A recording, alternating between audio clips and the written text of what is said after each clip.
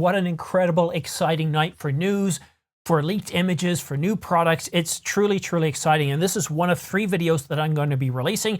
I've already recorded 2 others. They're almost completely edited, but this is the news I've been waiting for all night. We have a firmware update for the Nikon Z9, firmware 2.0. But we also have a firmware update for the Nikon Z6 Mark II and a firmware update for the Nikon Z7 Mark II, firmware 1.4. And we're going to get to both of those shortly. But first off, let's go ahead and cover the most anticipated firmware update, and that for the Nikon Z9. The Nikon Z9 was announced back on October the 28th of 2021. It started shipping just before Christmas on December the 23rd, and since then, we've had 3 firmware updates. The first 2 were more or less fixing some bugs, some minor enhancements at best. But what we've all been waiting for is that Apple ProRes, the ability to shoot in 8K up to 60 frames per second, and that's what firmware 2.0 is all about. It's not just video modes and resolutions, there's improvements in autofocus, and I'll get to those capabilities, but first let's talk about the improvements to video. We can now shoot 8K up to 60 frames per second in NRAW and Apple ProRes RAW HQ. NRAW will actually produce file sizes about half the size as Apple ProRes RAW, which is quite incredible. Now this news has just come out, so I haven't committed all this to memory yet, but let's go over some of the resolutions and frame rates. So we can now shoot 8.3K up to 60 frames per second, 8K oversampled 4K, which is absolutely terrific. I've been shooting with a Canon EOS R5 for the better part of 2 years now, and when you want detail, to be able to shoot in full sensor readout, 8K oversampled 4K, the level of detail is incredible. There's nothing out there in a stills hyper camera that can reach the Canon R5 when it's shooting 8K oversampled 4K. And I suspect now the Nikon Z9 is going to be right up there with the Canon R5, or it could be even better. We'll just have to wait and see. Also, we get 4.1K up to 60 frames per second ProRes RAW HQ. But as I mentioned, there's many other updates in this firmware update, but since I haven't committed them to memory, let's go ahead and take a look at what Nikon Rumors has summed up for us. So obviously, as I've already covered off, the video features, the evolution of those video features, NRAW and Apple ProRes RAW HQ is a really, really big deal. But there are some other various features added for video recording as well, dealing with the waveform monitor and certain video recording settings. So you'll probably want to really go into those in details yourself. And when recording video in M mode, ISO sensitivity can be adjusted up to 1/6 stops, which is really, really nice. That's going to enable much finer exposure adjustments while preventing ISO from increasing more than needed. And I think that's a really, really big deal. Pre-release capture acquires decisive moments more securely than ever before, so that's really good news. And as I mentioned, we do get an improvement in autofocus performance, including custom wide area AF with 20 options.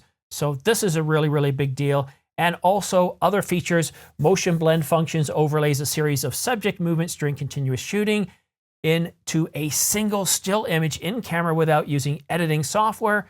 And with the save consecutive frames function, frames in a selected action of footage can be saved as a series of JPEG images or still images while the playback is paused.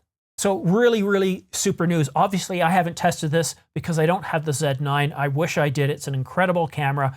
Really, really incredible firmware update. But I want to put in a little bit of caution here. I'm not going to dump any ice water on anybody. This is a firmware update. And what I recommend is, unless you absolutely need these capabilities, or if you have a backup camera, don't go ahead and install the firmware update just yet. Maybe wait a week, maybe 2 if you don't need these capabilities, or at least wait a few days to see if anything blows up.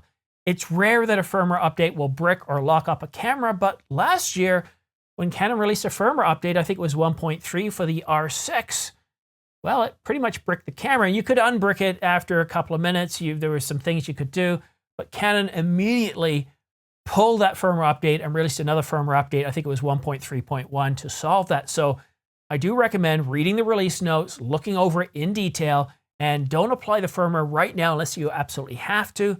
And if you have gone ahead and applied the firmware update, or if you do go ahead and apply the firmware update, go ahead in the comment section down below, tell us what your experience was like and what it's like shooting in these new video modes and resolutions, what the difference in the video capabilities are, as well as the autofocus performance. But now let's take a look at the Z6 and Z7 Mark II firmware 1.4 was added. With firmware version 1.40 for the Nikon Z7 Mark II and Z6 Mark II, it's possible to prevent the focus point from unintentionally moving to the background in auto area autofocus mode, so that photographers can more easily focus on their closer subjects when AF starts.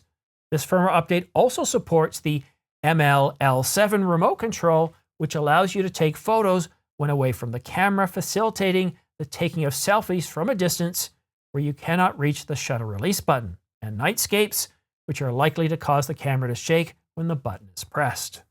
So really, really good. I'm glad to see that they've made some improvements to the autofocus system, but again, this is rather dry. It's not as exciting as a firmware update for the Nikon Z9, which gets new video capabilities and other enhancements.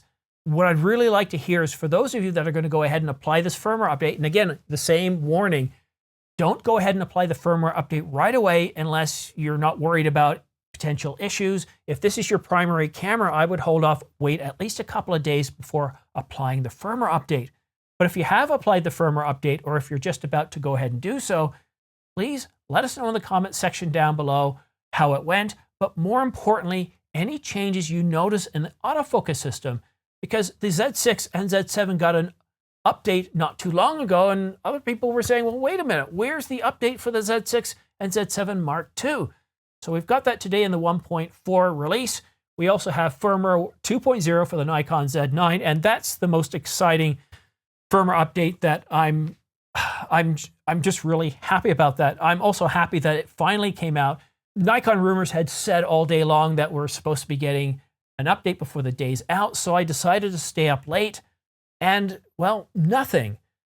But there was other information. We have a Nikon patent, and that video should be coming out relatively shortly.